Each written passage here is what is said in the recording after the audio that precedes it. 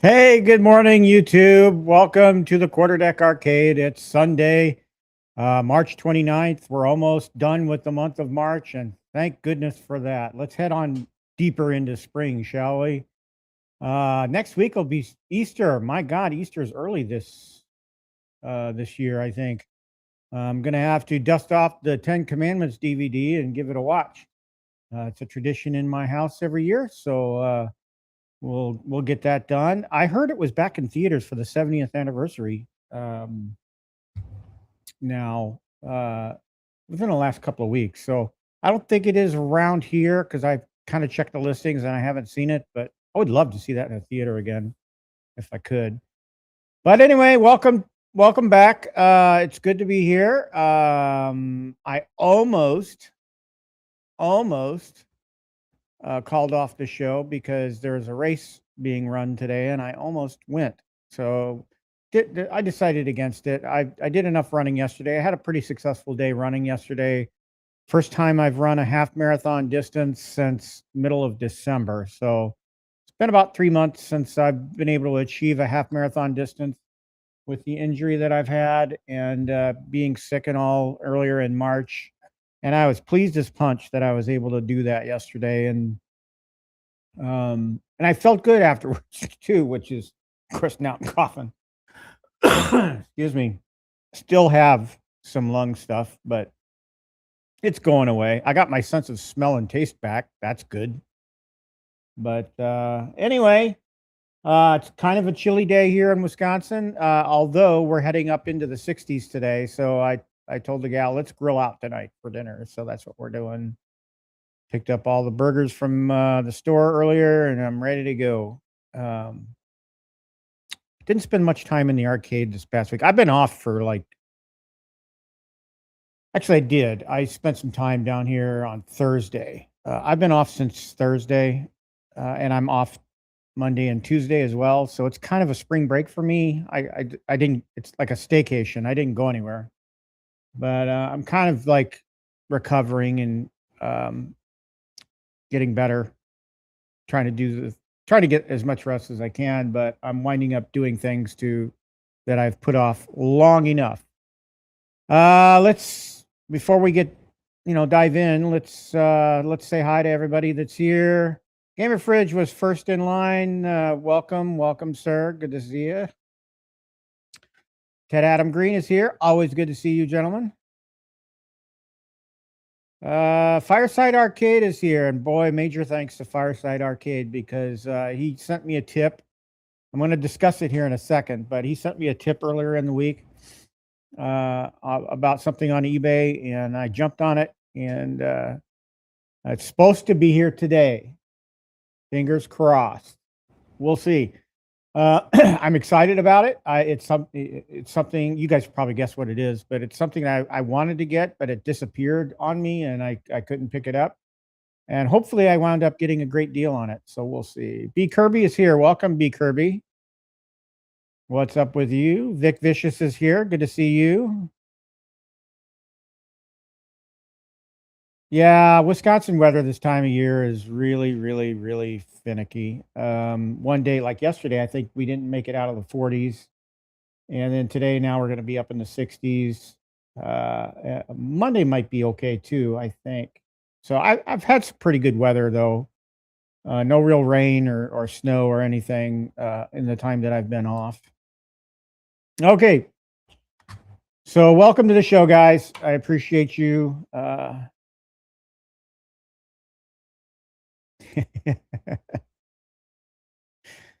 Well, if anybody could do it, Joel can do it. The man is a master at his craft, and the evidence is right behind me right there. So I only wish I could add to it. I want to get a Donkey Kong or a Donkey Kong and a Popeye to get the match set. But I realize he's a one-man band over there, and I didn't want to. In the second round of orders that he did, I wanted to let somebody else get in on it. So I didn't order anything in the second round because I wanted somebody else to be able to get that opportunity to get one of his cabs because they're so great. Okay, they're awesome. So, let's start off talking about Project Hail Mary.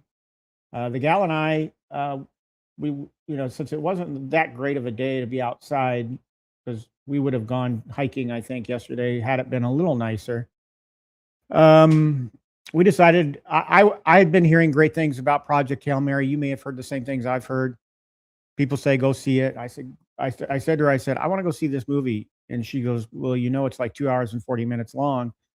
I said, yeah, I'm not a fan of that, but I'm in the mood for a good movie right now. And everybody, critics and audience alike, I mean, if you look at the Rotten Tomato score in this movie, it's in the high 90s for both critics and audience. And it's very rare that you see that kind of synchronicity between the two. Usually they're lopsided one way or the other. Either the audience loves it, critics hate it, or the critics love it and the audience just absolutely hate it. So we went and saw Project Hail Mary, not on IMAX, not an IMAX, just a regular screen.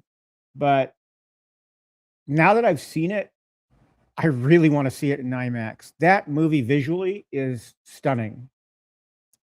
Lord and Miller, the directors of the film, did an amazing job on that film. And the movie, I haven't read the book, okay, by Andy Weir, who also wrote The Martian, by the way, which is another one of my favorite all-time movies. But Lord and Miller crafted a movie here that I think will stand the test of time as one of the all-time science fiction greats, and that's high praise, and it's well deserved. Did it have its problems? Yes. It was a little bit slow in the beginning, but I felt like I was still engaged. I felt like the movie could have been like a half an hour shorter.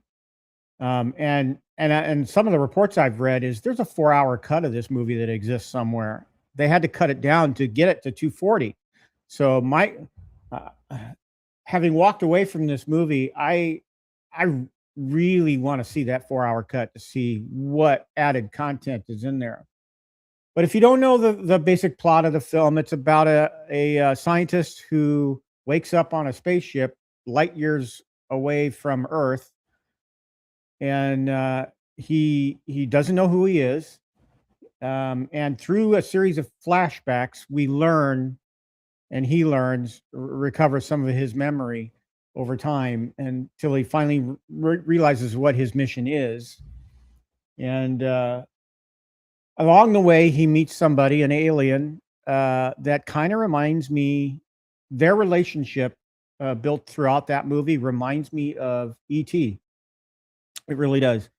It evokes that feeling in me when I watched E.T.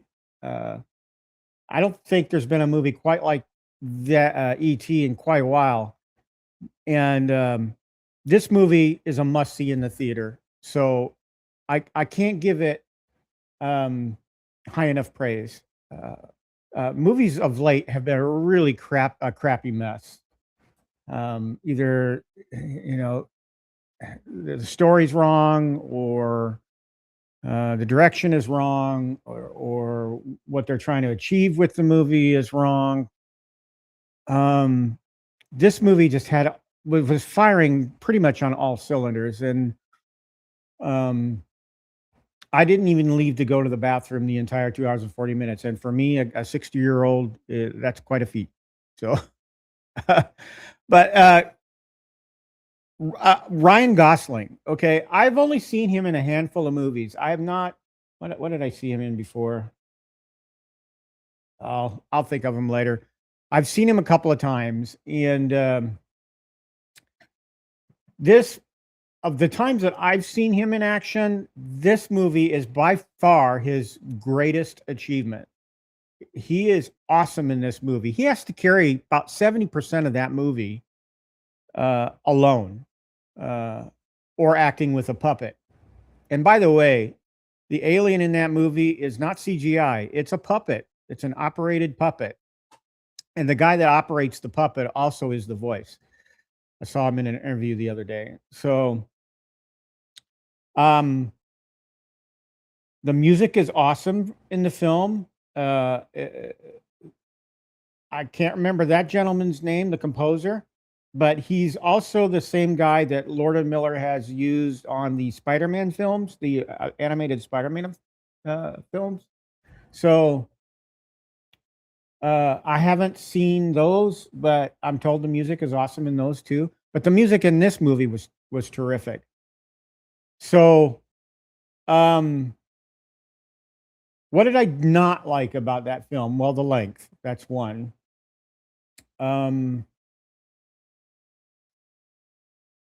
That's pretty much it. Nothing stands out of, immediately. Both my gal and I love that film. I walked out, I looked at her, I said, "What did you think?" And she's like, "I love that movie." And she's not into science fiction, folks. She's not. She falls asleep during every science fiction movie I put up on the TV. So for her to say that she loved that movie, it goes back to that comment about ET I made. It has that feel good. It's a relationship film, really, when you think about it. It's about that relationship between Ryan Gosling's character and the alien. And I think that's what she zoned in on the most. And so, big thumbs up from both of us. I highly recommend it. Go see it if you can. See it in the theater. See it in IMAX too, if you can. I'm told it's really awesome in IMAX. So I'm going to try and get a second viewing of it in an IMAX theater locally here. So we'll see. Stock Jock is here. Welcome, Stock Jock. Good to see you. Let's see. Stock Jock is saying my surprise arrives tomorrow. Oh, okie dokie. Well, thank you, Stock Jock. You're a gentleman and a scholar. I will say, and this is a perfect time for me to bring this up, I did order a couple of more GRS Build-A-Cades. I took advantage of the 20% off coupon that he had.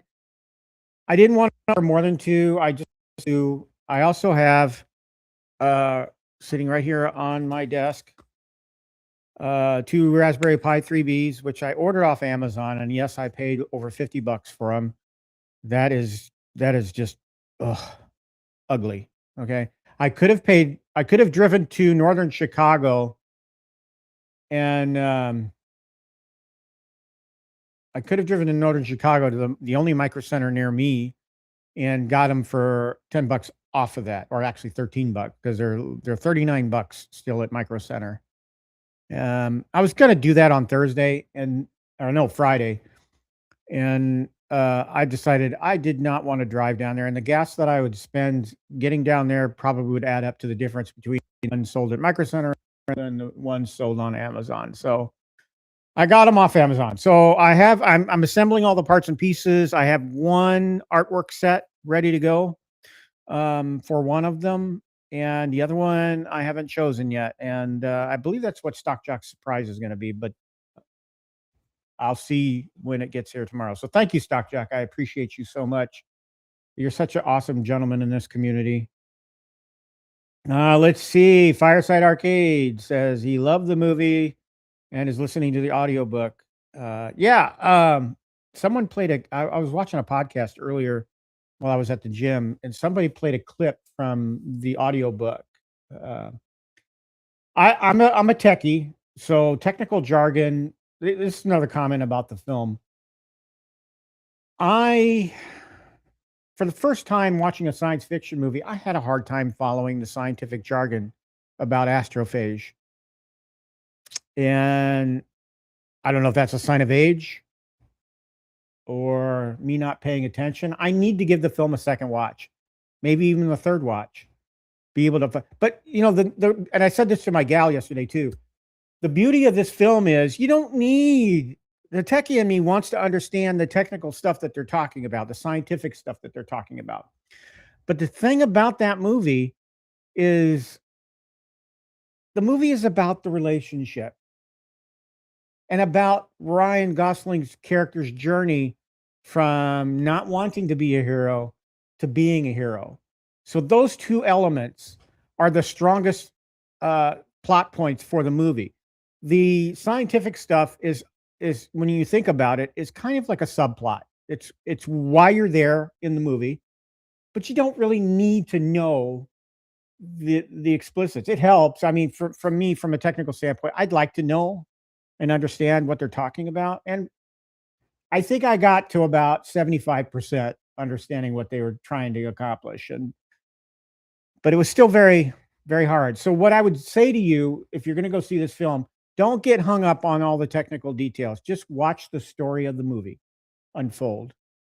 Watch Ryan Gosling's character journey. And his relationship that he builds with that alien. And it's very fascinating watching how he's able to communicate with that alien. I thought it was pretty funny. There's a little scene in there where he tries. I don't want to give it away. It's a new movie. Go see it. Anyway, yeah, I kind of want to read the book now too because so many people have said the book has so much more detail in it. Nope. I'm not a fan of that pinball. And you all know why. I thought it was pretty stupid of them to bring a early version of that pinball to the Pinball Expo, and it sucked. So I walked away from there not impressed. So I understand there's a lot in the community, a lot of people in the community now that love that thing and are having a good time with it. More power to you. I'm not a fan. Not a fan of the TMNT either. So I'll stick with my virtual pinball.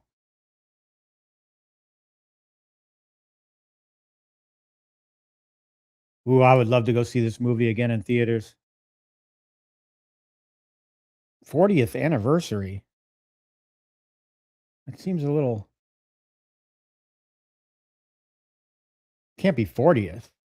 Oh, is this the cartoon? Okay, yeah. It's not the live action one. Let's see. Israel Gaming's here. Good to see you.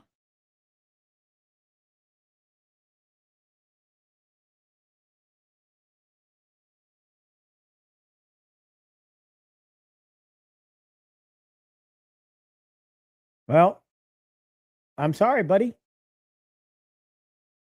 Maybe the parents or the grandparents will come over and babysit, and you and the gal can have a date night out. But still, go see that movie in the theater.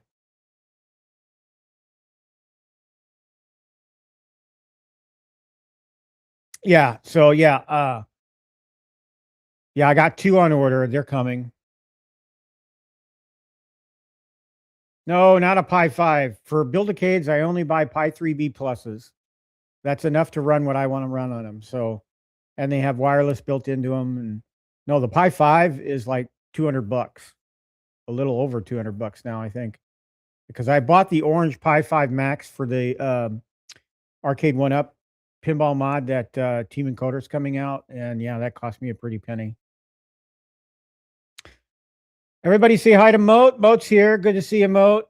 I hope I get to see all you guys at Midwest Gaming Classic. It's coming up in a little less than a month now. And the gal and I are planning to come that Saturday, but I've been toying with the idea on my lunch break. I work about 3 blocks away from the convention center there. And so I will be working Friday, but I was thinking, I don't know what time the expo opens on Friday. If they're open at lunchtime, I was thinking about walking over there and seeing who's there. So, yeah, looking forward to seeing everybody there.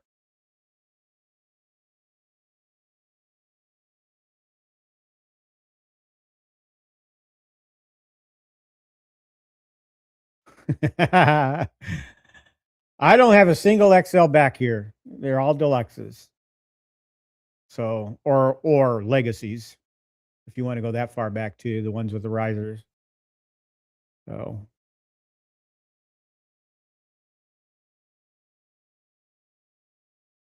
well, movie prices are insane, Vic Vicious, but when it's just you and the gal, not too bad. And I like to support my local movie theater. It's a mom and pop run theater, and they have electronic seats, and actually their seats actually have seat warmers in them. So here in Wisconsin winters, those things come in real handy. Meatball Saucy's here. Good to see you, buddy.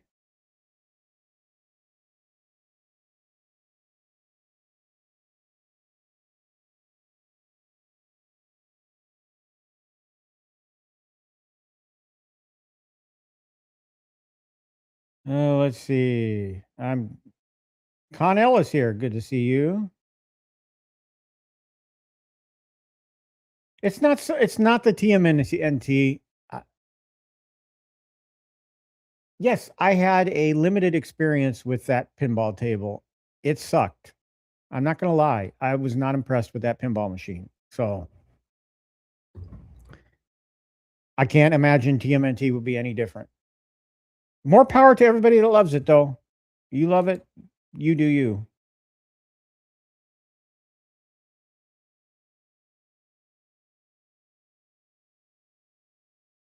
Yeah. So I'm an observer of people sometimes. In the theater yesterday, I kind of looked to see what the demographic was. It was across the board. You had families there with small children. By the way, this is a movie you can take your, I would say, probably limit it to like 8 years and above. Uh, this is a movie you can take your kids to. I think they'll love that whole alien, um, Ryan Gosling dynamic playing out there, that friendship. So you can definitely take your kids to this. I think it's PG-13. Um, so yeah, but I also saw elderly couples there. I saw couples in their 30s. So there's across the board mix of people that came to that theater yesterday. Yeah, I don't remember exactly how much I paid for mine. I know the cost went up after I bought mine. So maybe that happened to you. I don't know.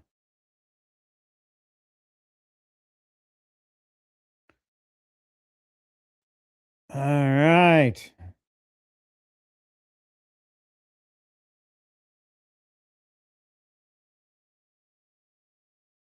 Okay. So I'll transition into what first of all, let's take a look at the arcade. Nothing's really changed in here since I last talked to you. It's all pretty much the same. I've tried to fire it up as much as I can since I've been home. I was down here pretty much most of the day Thursday, some of Friday as well. I the other day I did download Police Street Patrol from At Games and gave it a whirl. I love that pinball game. Highly recommend it. I've downloaded the Zen game, but I have not played it yet. The one that came out recently. So I'll the $5 one. So I'll give that a shot later. Um, uh, what else have I bought? So I told you about the Raspberry Pis, and the Build-A-Cades already. Some of I can't even read this. My eyes, I swear. I make notes for the show, but in order for me to be able to read my notes, I've got to put my glasses on. So I told you about Police Street Patrol and Wrath of the Elder Gods was the other one. Um, and haven't had any experience with that. So I did love Police Street Patrol, although I think I found a bug in it. The ball gets stuck. That little hole in the right center of the table, towards the top, that you sometimes get the ball into on that table. Um, a couple of times it happened to me. I threw a ball in there and it got stuck, and nothing I did. And I looked for something I needed to do to trigger that ball to come out again, and I had to reset the game. To I don't know why that happened, but I still love the game. I think it's pretty awesome. That's just the one thing I found with it. And I haven't had time to look to see if anybody else encountered that or not. But what do I have coming? And again, I have to say kudos to Fireside Arcade who for tipping me off on this. He sent me an email earlier in the week and told me about a seller on eBay and Liquidator that was getting rid of the Pac-Man Neon edition, the cabaret style Pac-Man Neon edition for around $250, I think it was, not counting shipping. With shipping, it was over 300, and still a great deal on that Pac-Man Neon. Now, is there a chance this box might never come? Is there a chance this box might come beat up? Is there a chance this box might come already opened and missing something? Always a chance. That's what happens when you buy from liquidators. But he sent me a picture of his because he got one, and it looked perfect to me. So my fingers are crossed. So that Pac-Man Neon is supposed to be coming today. It's coming via FedEx. So it might come during the show, might not. But one way or the other, it'll be here today. But I'm not going to build it today. I'll save it for next week's show. I have plans for that cabinet. I'm not going to reskin it.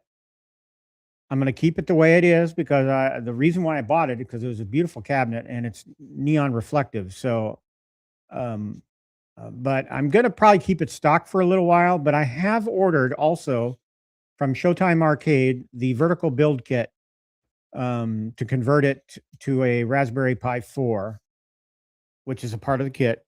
And I think it comes with a Batacera image on it as well. So it comes with a SD card. So eventually I will be converting that Pac-Man Neon into a vertical multi-cade. So those are essentially my purchases. Oh. So let's see.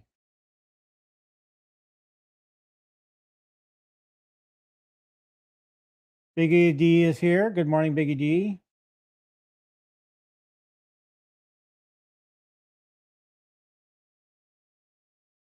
I don't know about Grogu and Mandalorian or Mandalorian and Grogu. I'll go see it, but I don't know. After season 3 of The Mandalorian, I kind of got put off on that. Season 3 wasn't all that great. Season 2 was peak Mandalorian for me. Let's see.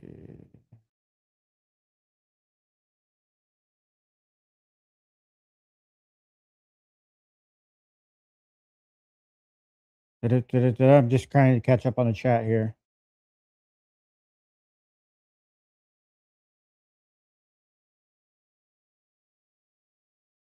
Yep. Thank you so much, sir, for tipping me off about that.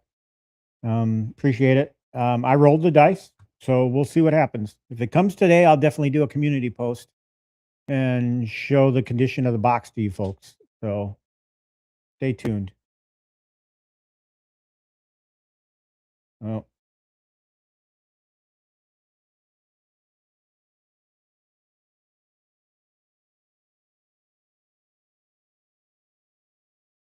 Yeah, that 32-inch mod, I think, is a must for that Arcade 1-Up pinball.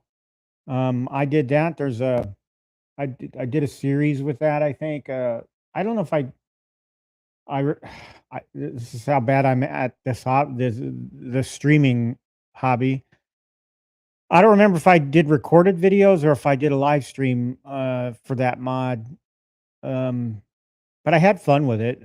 Decasing a 32-inch monitor. I've never done that, and slipping it in place of the arcade. I had to do that mod anyway because the arcade one up monitor uh, went south, so I had to replace it with a 32-inch.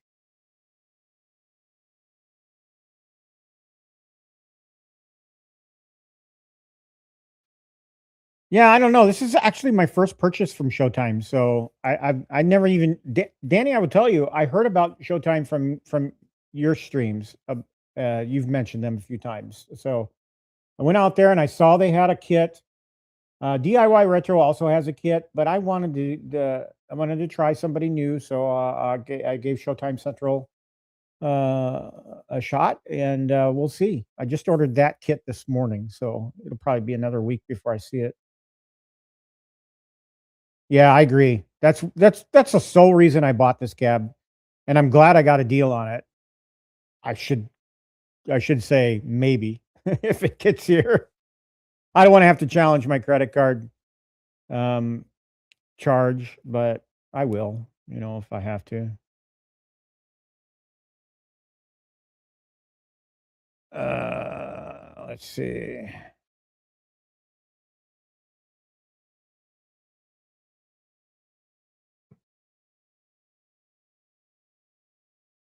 All right.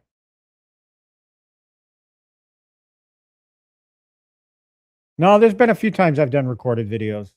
My T2 mod is a pre-recorded video. All right. So let's get to the main topic. Um, this may interest some of you, and some of you may look at this, what I'm about to describe to you, and go, I don't know what the fuck you're talking about. Excuse my language. So,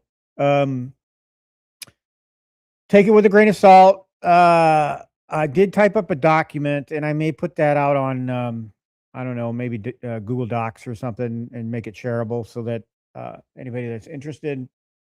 You can also interact with Gemini on doing this, and which is pretty much what I did. But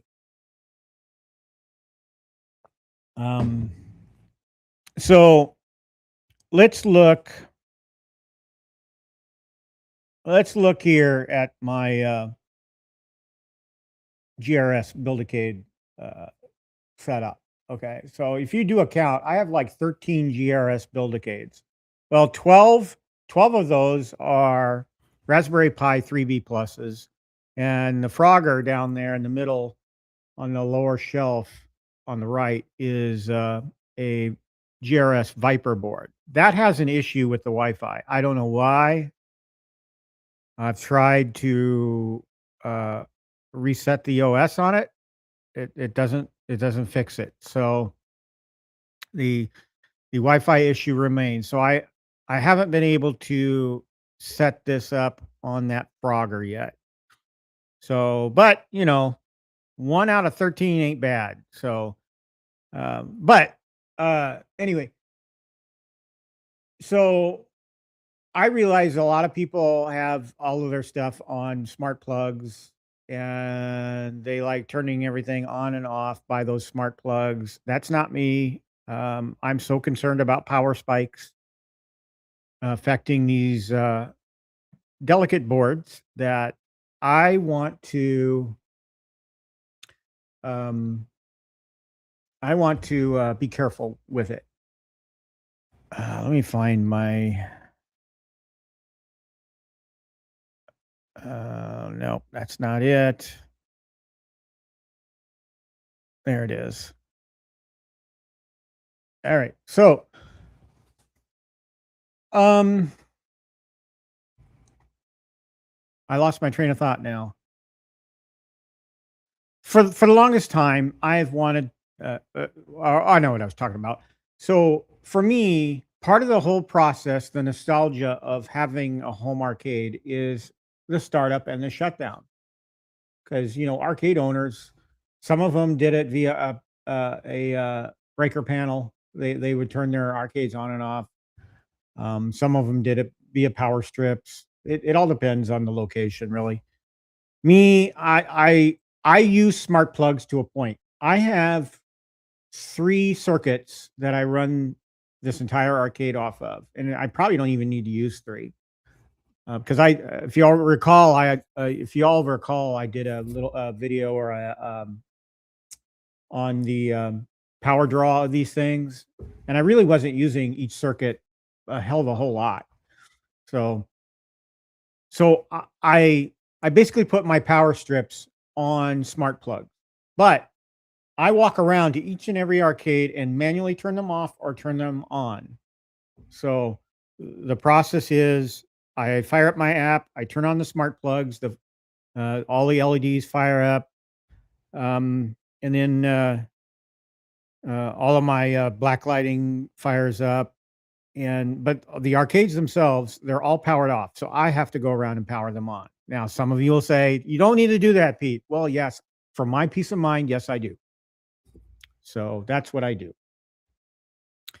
And it's a part of my nostalgic process of having a home arcade, is walking around and turning these things on. So then at night when I go to bed, I don't leave my arcade running all night. So I shut it down. But part of the shutdown process, if you look, I don't know if you, those of you that have GRS Build-A-Cades, they're prone to SD card corruption if you don't shut them down properly. It can happen. Now, there's going to be some people that say, "Oh, Pete, I have no problem, turning the power off and without manually shutting it down. I've never had a problem." Maybe that's so. There's always that chance. And the system administrator in me, yes, I'm a system administrator, and I'm actually a Linux system administrator.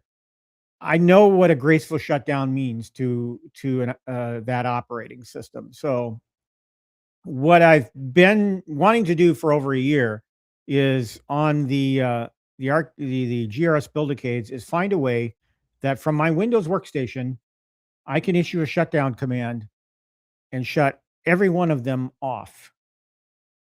So that's what I worked on one of my days off, Friday, actually. I spent some time with it, getting it to work. So let's talk about that process now. You see them all, they're on right now. So let's move. Yeah, so to describe the process of a GRS Build-A-Cade shutdown and what made it tedious for me every time I shut down my arcade, you have to go in them. You have to first get out of the game that's loaded on it with the coin door and the player 1 button. Then you have to press the player 1 button to pull up the menu. And then you have to go to quit. And then it asks you what kind of shutdown or if you just want to restart and you want to do an actual shutdown. You hit that shutdown. It asks you to confirm. So you say yes. And then the box shuts down and you can then hit the power switch and be done. Well, that got tedious and it's time consuming. My gal wants to go to bed at night and I'm busy down here shutting everything down. So I wanted to make that process simpler.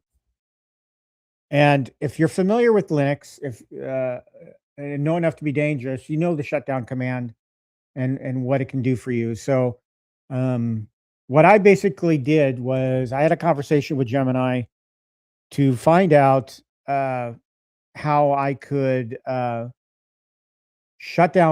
script the shutdown of all of my GRS Build-A-Cades remotely. Okay, so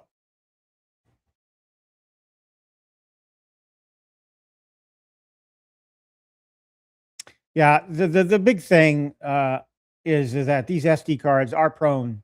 And if you have an image, maybe it's not a big deal. If you corrupt your SD card, you just take it upstairs and reflash it with the image that you preserved.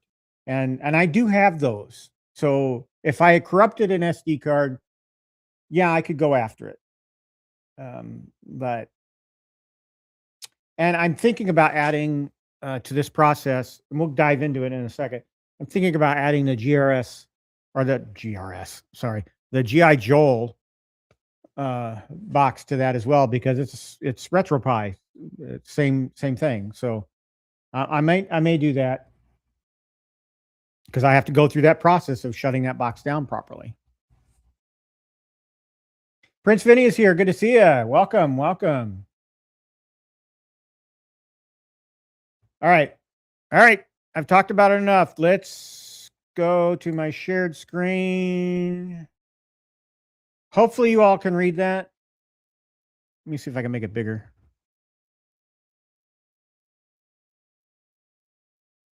Apparently not. Let's try this.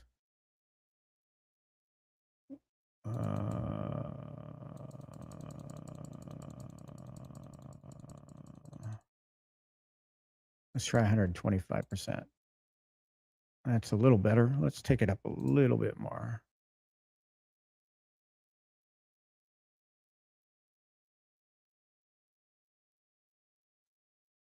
All right, that's better. All right, so this is the process that I kind of wrote down. Step one. So let's just dive right in. Step one, make sure all your Build-A-Cades are on your wireless network and have reserved IP addresses. Okay.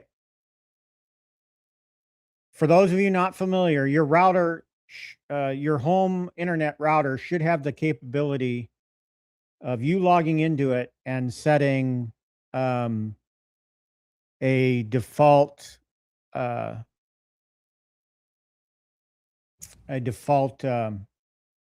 I'm losing my train of thought. Or basically, when you boot up your device on your home internet, it contacts your router, and the router's DHCP server, which is the thing that hands out the internet address for it. And then, but you have the capability of going into that router and you have the capability of going in that router and tying that IP address permanently to your device. So you're assigning that IP address via DHCP to the device. So every time you boot that device up, it gets the same IP address.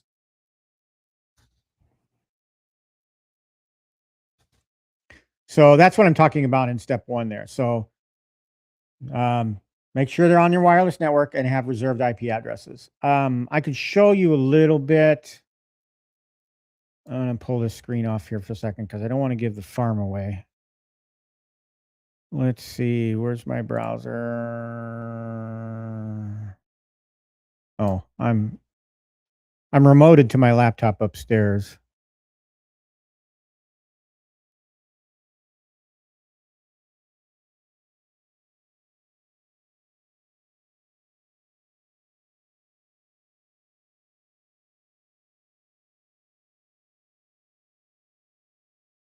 Oh, well.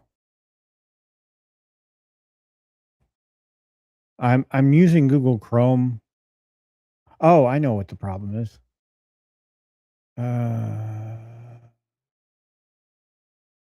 Was on the wrong screen.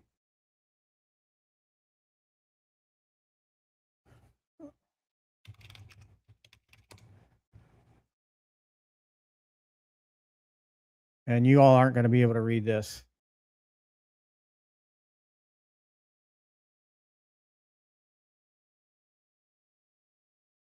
Let's try it anyway. Maybe I can change the browser. Yeah, that's better. Here we go. All right. So what I'm describing in step one, this is my router. All right. And these are all devices that are connected to my home router. You will see on my, there's two areas for wireless. There's the 2.4 gigahertz and there's a 5.0 gigahertz. These are all the devices in this column. These are all the devices that are connected via 2.4 gigahertz. These are all the devices that are connected via 5.0. Now, you'll see all these ones listed as cabinet dash whatever, and I'll talk about that here in a second. But basically, these are all my GRS Build-A-Cades. And I just named them cabinet 01, 02, 03, 04. But what you can do is you can drill down into these things on your router. You should be able to. I have Spectrum. You might have something else. And this is what I'm talking about right here. You can tie this IP address 192.168.1.76 to this MAC address. So every time this device with this MAC address boots up, the DHCP server, since this is reserved, will always hand out that IP address. So you can count on that device getting that IP address. So because of that, now I can directly reference all of my GRS Build-A-Cades because I know the IP addresses. So that's what I'm talking about when assigning IP addresses to your router. And those of you that have home internet routers and have never logged into the interface, it's usually the address 192.168.1.1. Might be different for your provider. Who knows? So let's switch back here. I want to make sure people are asking me questions.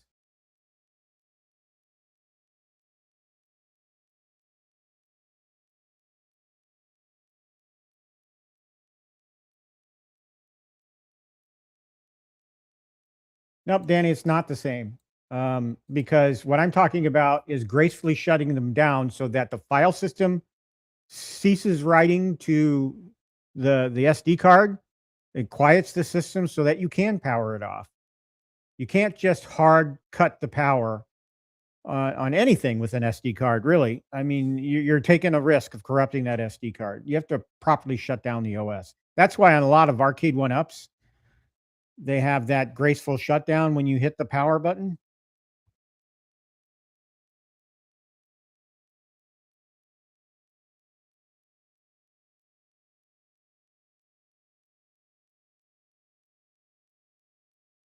All right, let's see.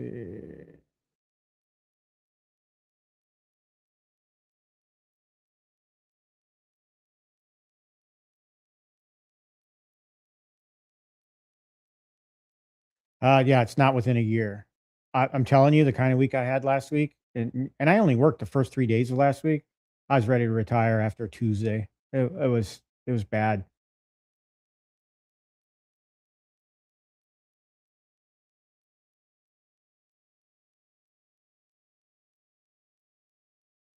All right.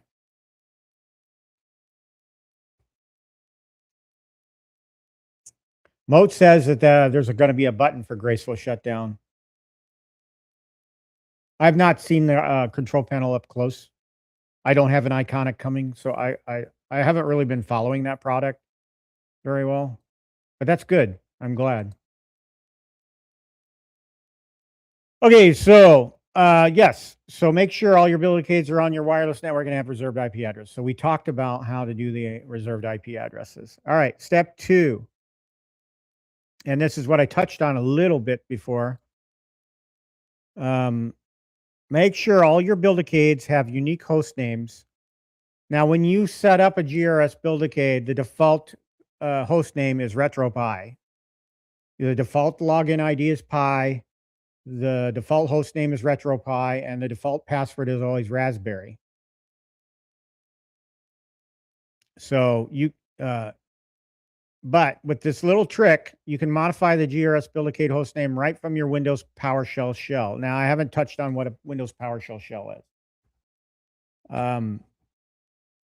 This is your Windows PowerShell shell. Okay, I'm all modern Windows desktops come with PowerShell. I think, or it might be the edition I have. What edition do I have?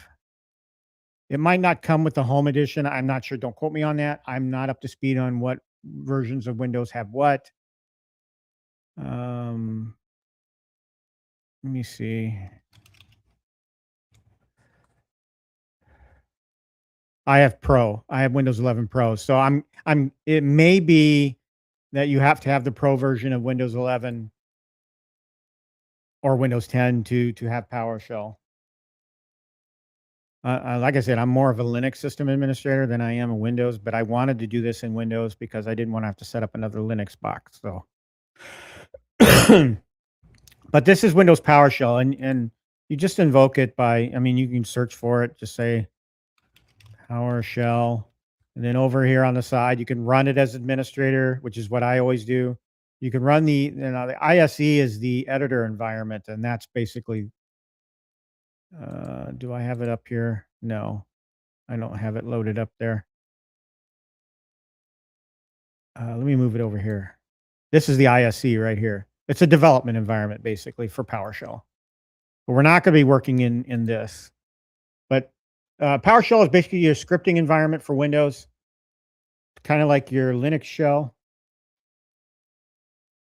All right. So you can see here, I've run the script before. I've done testing, and it's sent a graceful shutdown. But what I'm talking about here is using that shell. You can modify the host name right from your Windows device. So you can repeat this command for as many GRS Build-A-Cades as you have. And obviously you have to replace your IP address for the IP address of your GRS Build-A-Cade.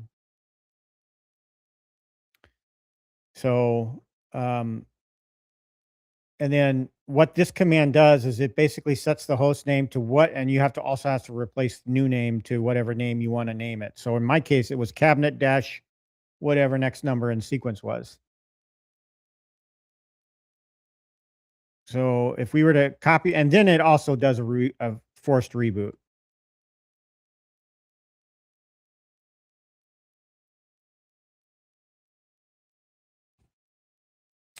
Moat's teasing. Yeah, I never said I wouldn't buy one. I'll definitely buy one if it's an interesting cabinet. The fighters, I just have no interest in. I have fighters. I have the Arcade 1-Up Deluxes. That's all I need right now for fighters. So, yeah, if they come out with something, an 80s cabinet that I really like and want, I'll definitely get it. I'm curious to see how the OS is, and if they're going to limit what we can do with them. So, but anyway, so this command will set the host name and reboot it. So I've already done this command on mine. So all of my GRS Build-A-Cades have unique host names. Now we get into the really technical part, and this is where I might really lose people. So SSH is basically a protocol that you can use to connect to remote devices. Not all devices. Usually it's Linux or Unix servers that you use SSH on, but you can use it from Windows. Most modern installations of Windows do come with the Open SSH protocol built into it. So that's really nice. So the third thing you want to do is you want to set up SSH keys to allow your Windows device to speak with the GRS Build-A-Cades without a password. So we're basically going to set up SSH keys. And what that does is when you issue remote protocol commands like SCP or SSH, if you have an SSH key in place, that means that the remote device trusts your device that you're coming from, and so will automatically let it in. So, like I said, modern versions of Windows come with standard Open SSH tools to make this possible. You will be running commands in a Windows PowerShell shell to set up the keys. So the first thing you do is on the workstation that you're going to be using in that PowerShell shell, you would issue as an SSH keygen command. So let's do that because I want to set up this laptop, my streaming laptop, to be able to do this as well. So let's pull up a PowerShell window, and I'll drag it over here to the window so you can see it. So this is on my streaming box now. What you've been seeing, the document I'm pulling from here is on my laptop upstairs. I'm remoted into it. So let's copy this command.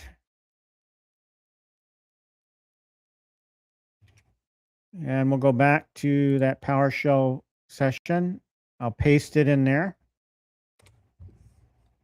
And you basically hit enter through, I should put that as part of the document. You basically hit enter to everything it asks here. Whatever default file you want to save it in, it'll create that .ssh folder for you. Passphrase, you can leave this empty.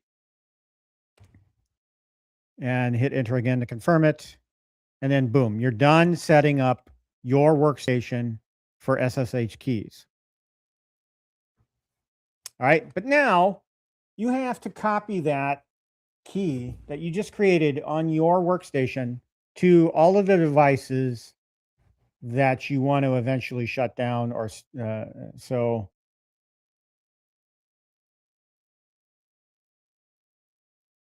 Yep.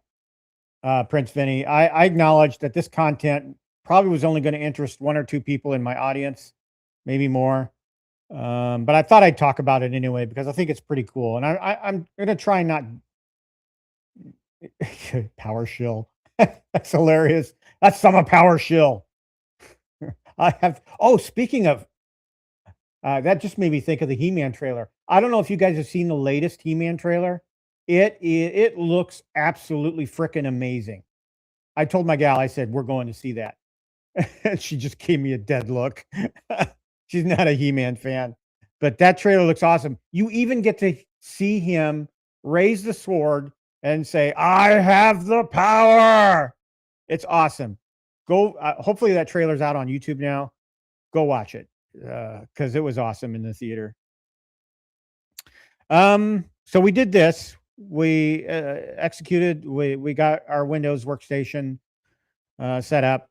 So now, for each GRS Build-A-Cade, do the following in a Windows PowerShell shell and substitute the IP address of each Build-A-Cade.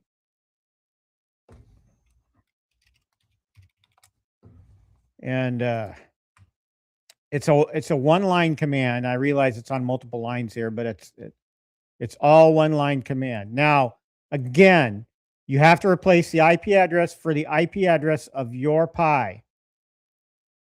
All right. Let's see if I can do that to GI Joel's cabinet right away. Do I have it logged? Do I have the IP address logged? Oh, you know what? I don't have that on. Oh, yes, I do. All right. So GI Joel, let's see if we can push this command to the GI Joel. So we'll copy that string. We'll bring up my PowerShell shell again. We'll paste it. Wait a minute. Did I copy it? I probably didn't.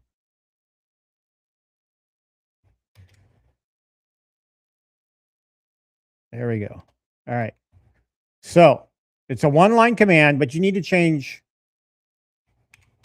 this IP address. And so I'm going to enter the IP address of the GI Joel Donkey Kong Jr. cabinet behind me. 168.1.160. All right, so the rest of the command can stay the same. These are basically, what this is basically doing is making sure the directory exists, and it'll create if it needs to. And then it's copying basically the public key that's in this file right here to the remote machine into the .ssh subdirectory under the authorized keys file. So that's what we're doing. And I understand, yes, I understand. Most of you probably don't know what the hell I'm doing here, but I'm doing this just to put this out there for those techies that are interested in doing this. So let's see if we can contact GI Joel's Pi. All right. So it's contacted it. It's complaining about the authenticity of the host. That's fine. Are you sure you want to continue connecting? Yes. All right. And then I have to enter the password, and hopefully it's the same generic password. Yep. So the GI Joel cabinet is set to user Pi, password Raspberry, the default. Okay. Well, that's because I'm using an image that has that ID and password. So, all right. So I've added basically the authorized key from my Windows workstation to the list of authorized keys on the GI Joel cabinet. Right. So that's step 3. 0. I know enough to be dangerous. That's all I'll say. You know, back in the day, I probably had hacker skills. I am not up to speed on the latest hacker tech. I couldn't tell you one way or the other. All right. So now we've done that. So you repeat this command for all of your GRS Build-A-Cades. What we just did, you want to repeat that for all your GRS Build-A-Cades. And you have to substitute the IP address. So just remember to do that. Okay, so 4, you want to create a PowerShell script. And when I say create a PowerShell script, if you're Linux inclined, you have a Linux box at home and you want to do this all from Linux, there's a way to do this from Linux. Okay, it's not very dissimilar. But I'm talking. Most people have Windows boxes, so that's why I'm talking about how to do this from a Windows workstation, because a lot of people don't want to set up a separate Linux box to have to issue these commands. And I did not want to do that either. So, but I would like to do it from both my laptop, my streaming laptop here, and my work laptop, which I already set up upstairs. So, step 4, we want to create a script that will run in a PowerShell shell on Windows that will reach out to each of the GRS Build-A-Cades via its IP address and shut it down. This is the script, guys. 1, 2, 3, 4, 5, 6, 7, 8, 9 lines. No, well, 10, 11. So 11 lines. All it basically does is it puts it into an array. This is in PowerShell script. Puts it in an array. All the IP, you literally put all of your IP addresses of your GRS Build-A-Cades in this script. Okay. And that's all you have to modify in this script. You can copy this script verbatim and then just substitute your IP addresses here. So let's look at my script. All right. And I created a directory called PowerShell where I keep all my PowerShell scripts. Oh, that to be Pacific in PowerShell shells. I'm used to working in the DOS prompt, if you all know what that is. My script is a little bit different than what I put in the document because of the Frogger arcade operates differently, has a different root password. It uses the root password. So that's my script. And as you can see, I have all of my IP addresses listed in here. All right. And this is the bit that's a little different. So I say if the IP address is equal to this one, which is that Frogger, that Viper board Frogger, the user will be root. If it isn't, the user will be pi. So it's kind of a way of, it's my little kludge to try and include the Frogger cabinet in this. But I didn't put it in the document that I wrote because, you know, some of you might have both a mixture of Viper boards. This will be useful to you, this little mod that I did. Some of you just have the Raspberry Pi. So this script here is just written for the Raspberry Pi. All right. So what I'm going to do, I'm going to edit this script. And I'll bring up my ISE again. And let's go. Where is it?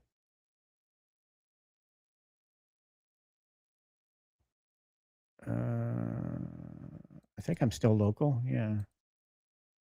All right. I'm going to insert the GI Joel cabinet in here. See if it works. 192.168.1.160.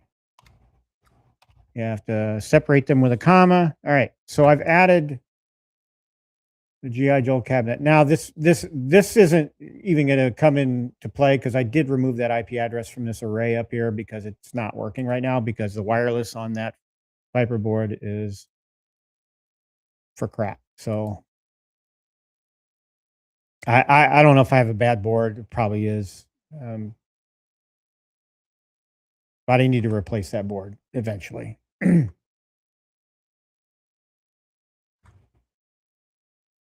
Let me scroll back and look at the chat before I go into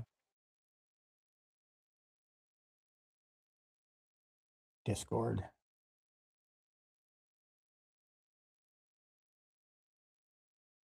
I will say, Stock Jock, this is decades of IT experience. Okay, this is my job, really, is to script things, and some of it is in PowerShell, some of it is in Linux, in Bash. That means nothing to most people, but in the IT world, scripting is how you get things done, pretty much. So I'm a scripter.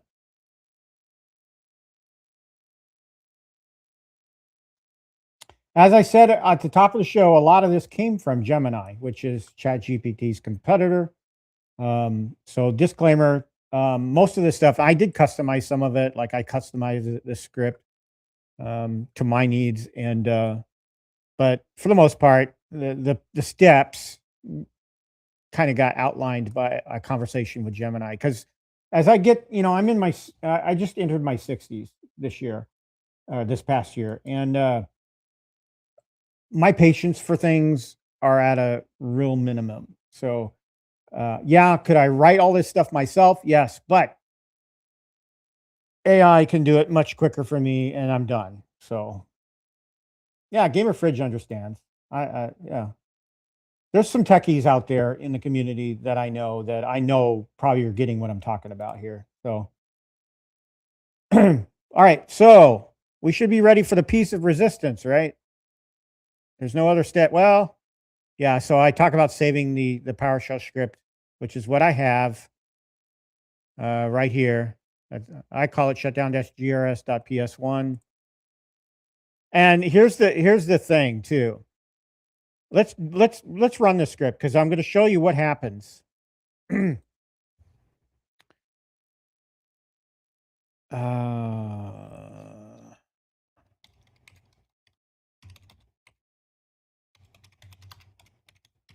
Watch this run because I've already set this policy up here. Yeah, okay, I haven't. Then the step 5, which is the last and final step, is you have to tell your workstation that you allow these scripts to run, because there are protections built into Windows that prevent you from running a PowerShell script. And by default, they're there so that you can't, a nefarious script kiddie can't throw something on your workstation and run it without permission. So what this error basically is saying is, I can't run this script because running scripts is disabled on this system. All right. So what we have to do is we have to set the execution policy. This is the command I will use to set this up permanently on this laptop. So I'll copy that. I'll paste it in there. No, copy didn't work. Control C. All right, what the heck?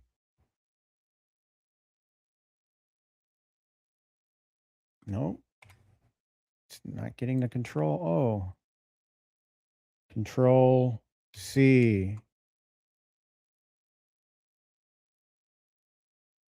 I'm an IT guy, but sometimes things, there we go. All right. So I'm going to execute this command in my PowerShell shell. And it's going to warn you. All right. This execution policy helps protect you from scripts that you do not trust. Changing the execution policy might expose you to the security risks described in the About Execution Policies help topic and go to this link if you want to review it. Do you want to change the execution policy? Yes, I do. All right.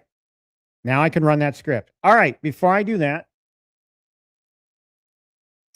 I'm going to switch views here. Go back. Now, I'm going to bring up the camera view here. All right. So keep your eye on all of my GRS Build-A-Cades. Now, they're all on the middle shelf here, middle and lower shelves. Okay. Just keep your eye on them. Hopefully this works.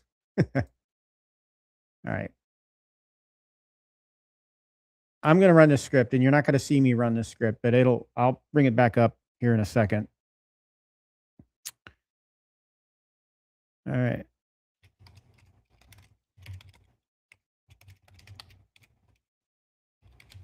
Here we go. I'm going to hit enter. All right. And you're going to start one by one seeing these things shut down.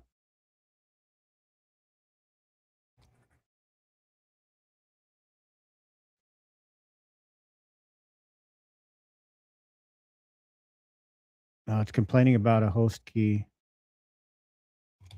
I'll show this all to you.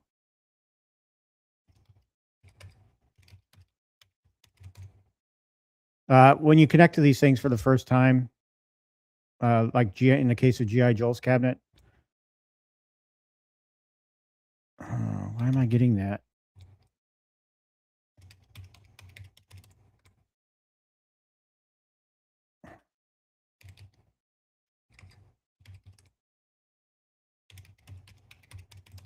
I'm having to enter the password on all of them. Maybe this is a one-time thing since it's a new workstation.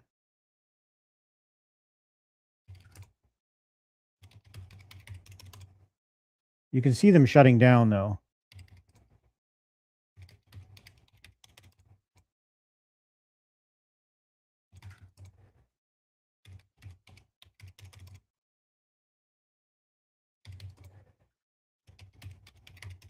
I'm guessing because this is a new PC is why it's asking the password for the first time.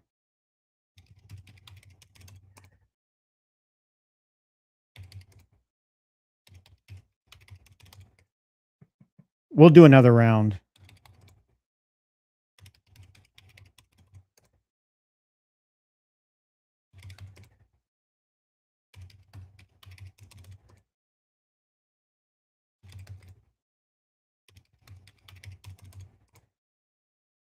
All right, all signals sent. So the only thing still running on this second shelf here is the New Wave Toys 1/6 scales, the Berserk next to the change machine, and then in the middle there, the Dragon's Lair and the Space Ace. Those I cannot connect to the OS to remotely shut down. So you can see the journey on the bottom there is off. The only thing running on the bottom is the Frogger still, because that's the Viper board. I have to manually shut that down still. No, I cannot wake them up. They auto boot. So when I come down and I start up my game, I'm answering Gamer Fridge's question here. When I go through my startup process of starting up the arcade and I power on the Build-A-Cades, they auto boot into the game, the marquee game. So there's no real wake up involved. I kind of talked about my process earlier. I go into my app, I turn on all of my power strips, and then I walk around and I turn everything on manually. So this will only come in handy. This shutdown script will only come in handy for helping curb shutdown times. So, all right. So let me show you what I got here. So you can see they're all off now. And now all I have to do is I have to go in the back and I just basically, because if I cut the power to the arcade right now, all of those GRS Build-A-Cades, the battery's going to run down because they're technically still on. Okay. Because they're running off the battery. So you still have to, you have to flip the switch. So what I'm basically doing here is I'm going from having to go through all the menus to do a graceful shutdown of each one and then hitting the power button to just having to issue this one command from my Windows machine and then just going around and hitting the power button. So like I'll do that. So they're all shut down gracefully. All I got to do is walk around and turn them off. I won't touch the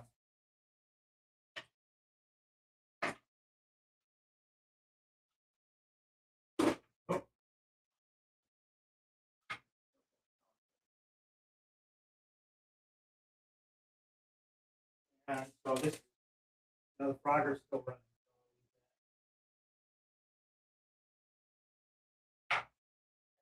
Realize I'm not mic'd up. You probably barely hear me. Can you imagine how tedious this process was for me to have to go around and in each menu gracefully shut it down? Now I don't have to do that. So they're all powered off now. But guys, check this out, okay?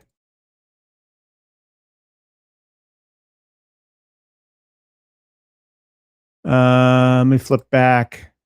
The G.I. Joe pie into that script, it's shut down now, so I can safely power down the arcade. I don't have to go into the menus on the G.I. Joe cab anymore either.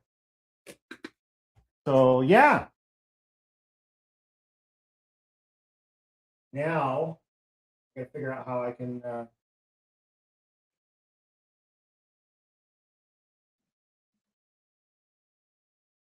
this is where I probably need to put a smart switch. No power switch on these. Pull the power cord and put it back so it boots up normally. So now I'm going to fire these all back up again.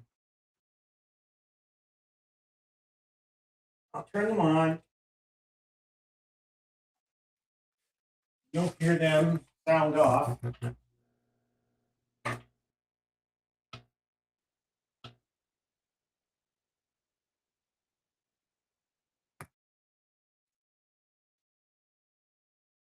Really annoying one on here was the centipede because there's no joystick to navigate menus. You have to use the joystick on the back of it.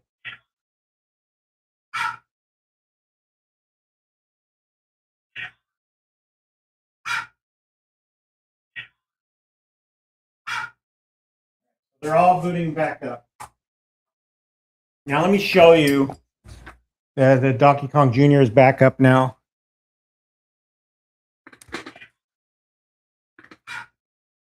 So yeah, you can see the Donkey Kong Jr. has booted back up since I power cycled it. And all of the GRS Build-A-Cades are coming back up since I manually powered them back on. So now let me show you what I encountered.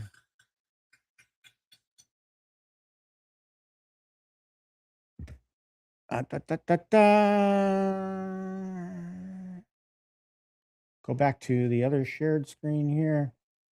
All right. This is what I was seeing as the command was executing. So we see here I executed the command, and then it's saying sending graceful shutdown to the first one, which is the G.I. Joe cab.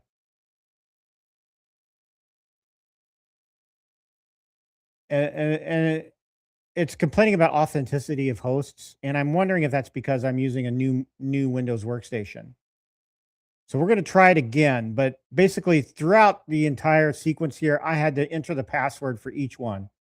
So I had to type Raspberry like 13 times. So I'm thinking running this a second time now, I'm not going to get all this since I had, since now it knows about the hosts.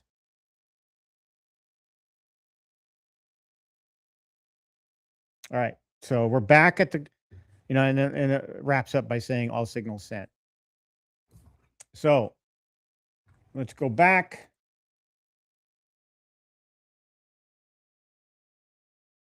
All right.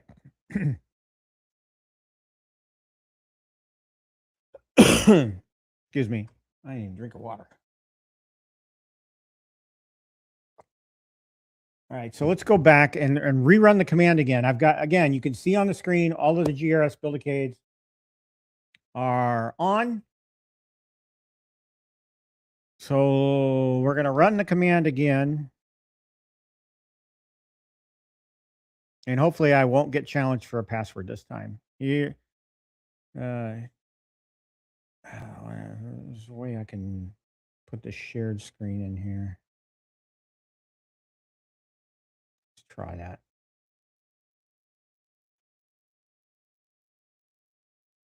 Yeah, Yeah, you're not gonna be able to read that.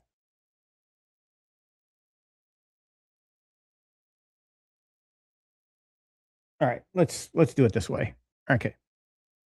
So I'm back here. I'm gonna run the command, and we'll see if I get challenged for a password. Oh, I did. Son of a gun. Why is that happening?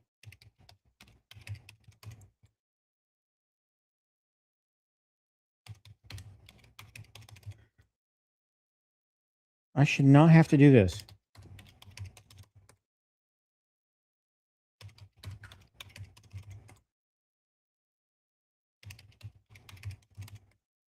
This should just whip right through the script.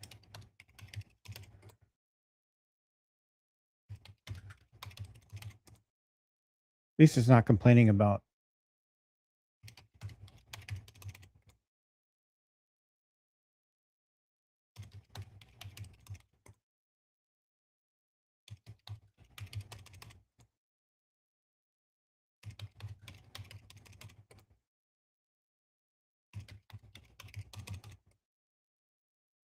All right, so they've all shut down. You can see that.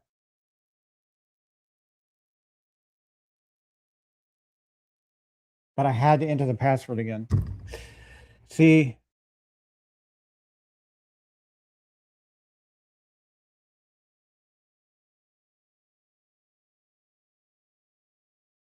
and the GI Joel cabinet is off again. Well, now I'm flummoxed. You guys can see the GI Joel is shut down.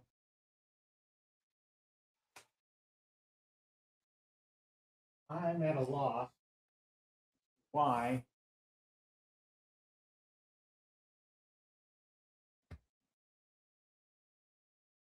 I'm going to run the script from upstairs and see.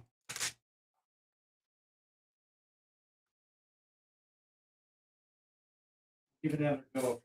Workstation. This time I'm just going to flip the camera on and off.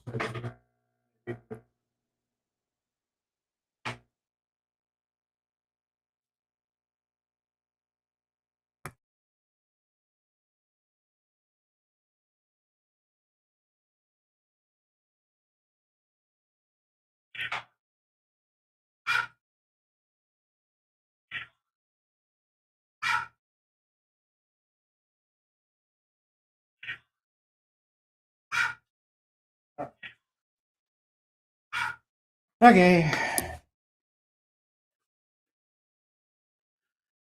Everything's coming back up. So let's go to my upstairs workstation.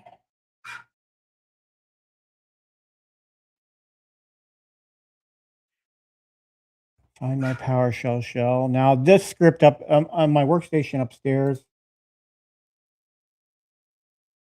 it's not going to have.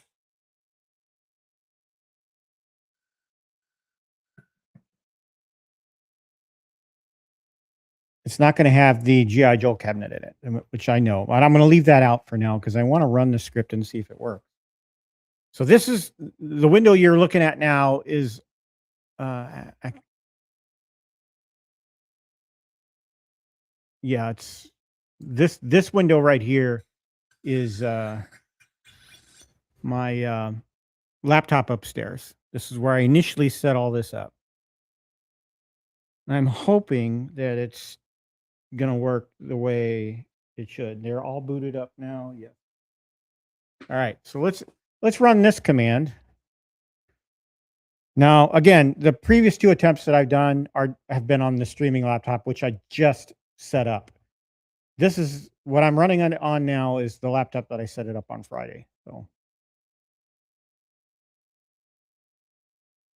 here we go. Let's change the view here. Let's flip over to that. And go here. Nope, that's not what I wanted to do. There we go.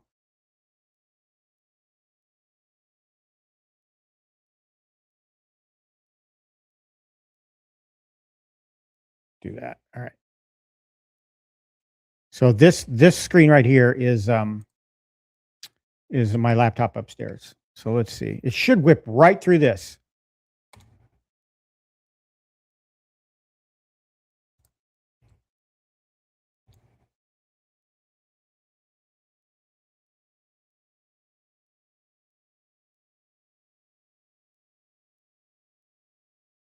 What the heck?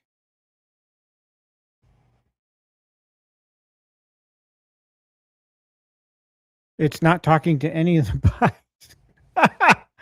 Live TV, folks. What the hell?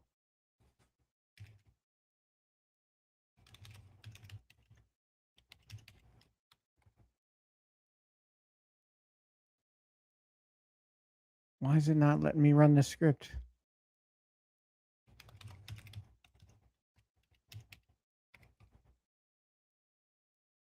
Oh my goodness.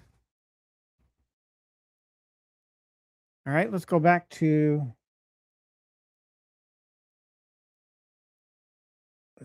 my streaming station.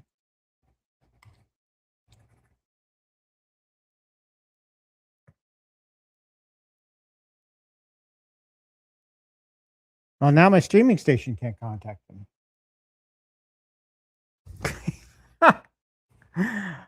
Oh man, you do this stuff live and it doesn't work. The GI Joe cabinet shut down, but now I can't talk to my Raspberry Pis. My my GRS Raspberry Pis.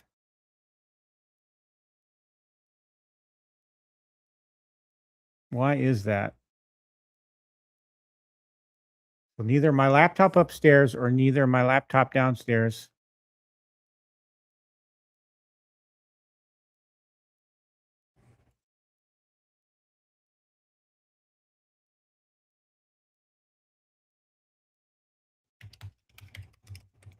One wants the password. Which one was that? That was the Miss Pac-Man.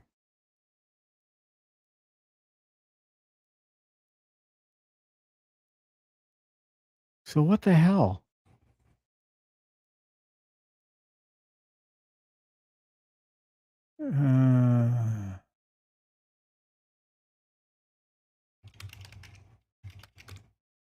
Just looking at my router real quick.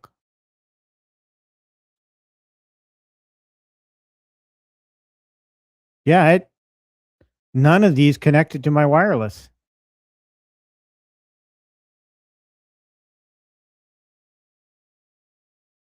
Pac-Man Neon's not here yet, Danny. I haven't gotten a notification that they've arrived. So, and I'll probably hear the dog go nuts when they do deliver it. It's supposed to be today, though. Yeah, for some reason, they're not registering an IP address with my router. Internet problems. I don't know why.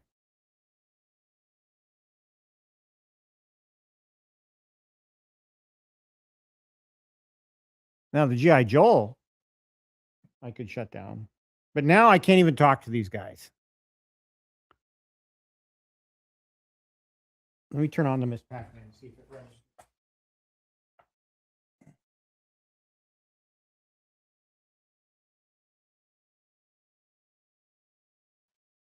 Sorry, guys. I mean, I would hope this would go better, but I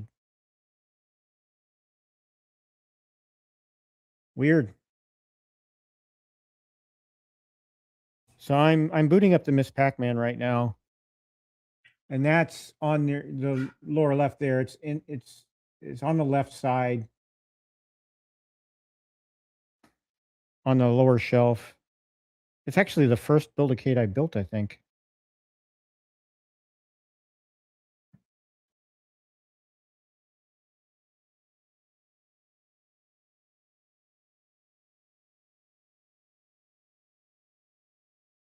All right, so now it's there.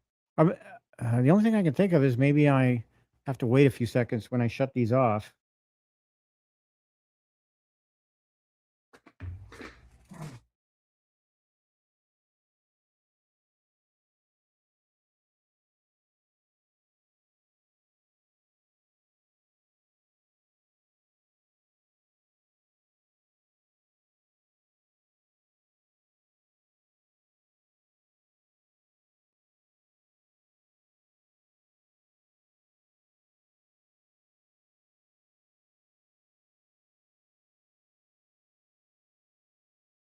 So what I'm doing is I'm basically restarting.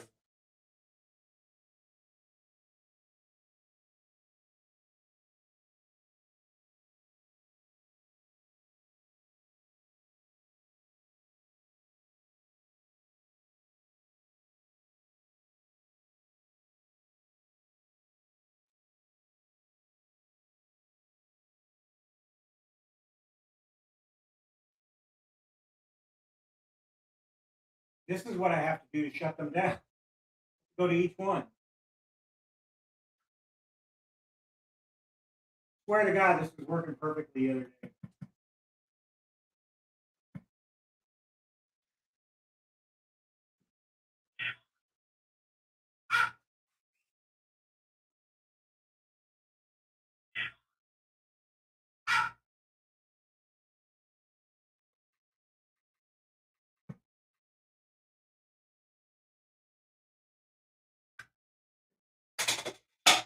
Oh.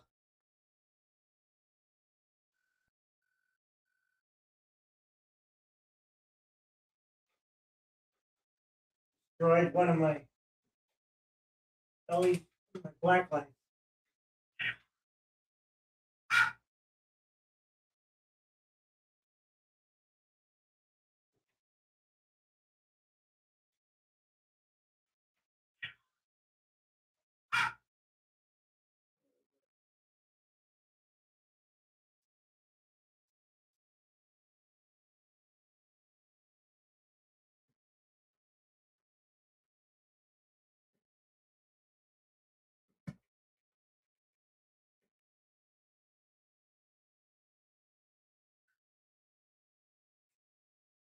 All right, so I've restarted them all.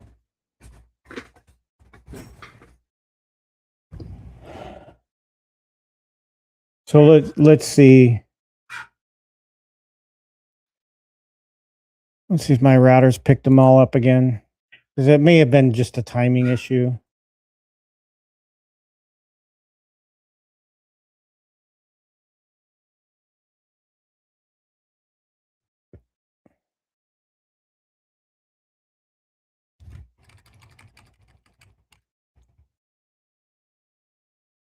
And now my router's giving me issues.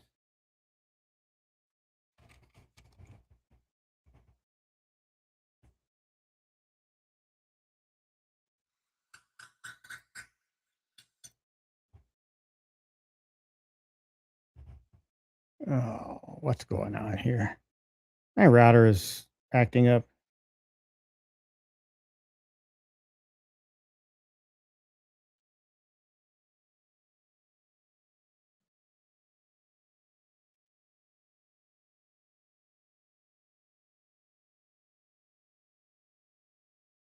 That's all right. So we'll go incognito.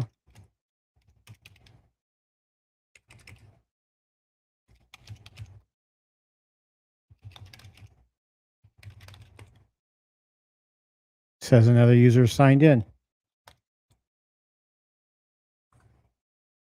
All right, so my internet router's borked.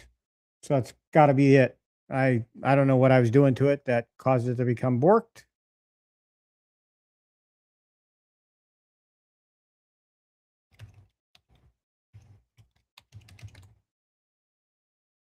There we go. Now it's unborked. So now I'm looking at, yep, all the cabinets appear to have been reobtained their IP addresses. So I had something going on with my router, I think.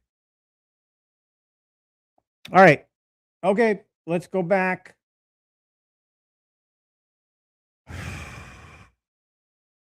Sorry, guys. I had hoped that this would have gone a lot smoother. So let's go back and pull up the PowerShell window here. I'm not going to even bother with G.I. Joe's cabinet right now, so because I'm trying to do this from upstairs.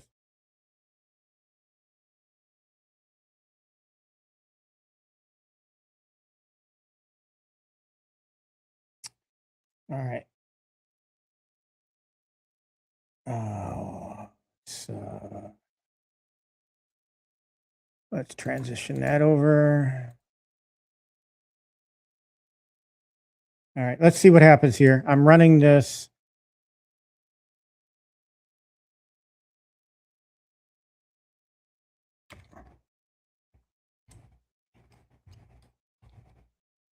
All right, so I can ping now. All right.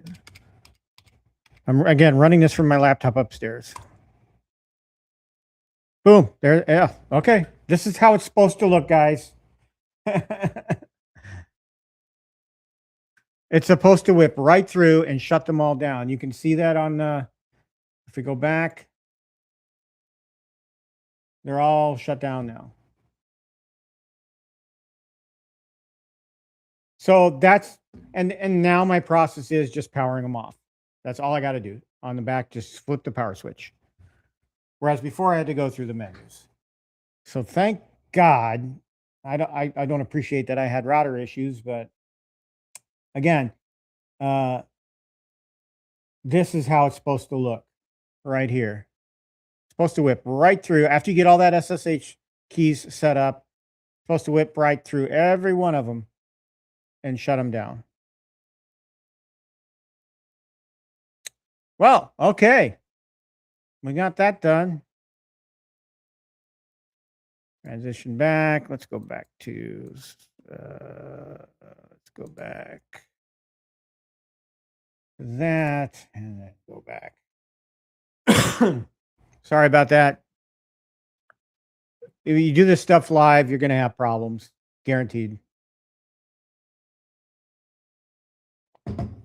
But it's working. So, all right. That's all I have for today.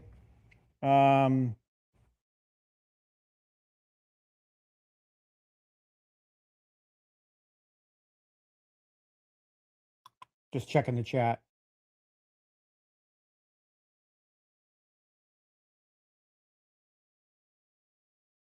Okay. All right. So I will put this document, make it publicly available on my Quarterdeck Arcade email account under Google Docs, and anybody who wants it can grab it. Otherwise, I can also provide assistance if you want it, guidance. Once you get it set up, it should just work, just like I showed you the last run that we did. It should just work. So, Prince Vinny, I went through at the start of the stream a bunch of stuff.